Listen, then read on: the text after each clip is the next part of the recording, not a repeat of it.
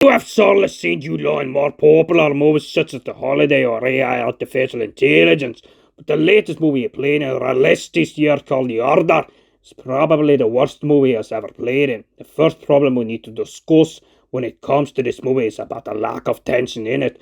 There is some tension near the tail end of the movie, but apart from that, you do not really feel the nerve when you are looking at this movie.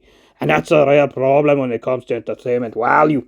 Another grand issue in this one comes down to the character played by Johnny Smollett that plays this masculine policewoman that for some reason has her life cut better together and appears to be a much better cop than Jude Law. She scolds him and is assertive and appears to be a woman in a man's role, just like in a recent movie called Carry On. To say it in more simple words, she is an inclusive character, and if we take her out of the movie, it would not do us any harm. The movie itself feels like a much worse version of blackkklansman and other movies about white supremacist groups such as Mississippi Burning. Those are naturally, of course, all about KKK, but that does not change the fact that those movies are much better done with the story. For instance, a positive light in this movie with a very dark shade is, of course, that you see Jude Law speaking with an American accent. He does that quite well, but other than that, we see a very bleak movie here. There's also a natural element that is really missing in this one. When we try to describe a group as violent as the Order, it is strange to neglect the violence. Yes, we see some of it as they kill this Jew guy on the radio that keeps being given screen time we could have given to somebody else. But for most of the movie, what you see is just investigation and how this cult operates and what really is the meaning of it.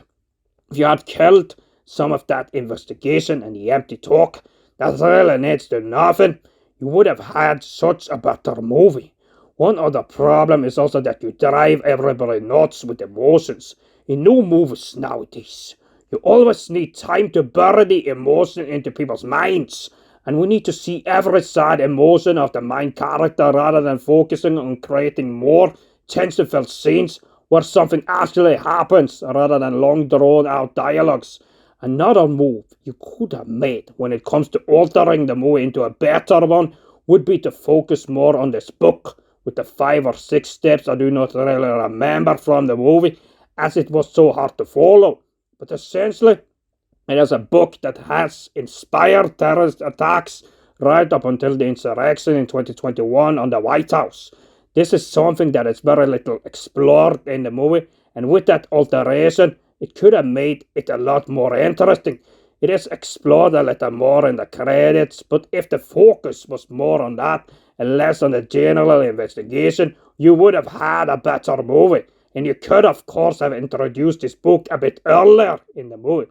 Sadly, The Order just follows the bad movie year line of 2024 and falls in a lot of the same traps as many movies from this year. And for me, this one is a 5 out of 10.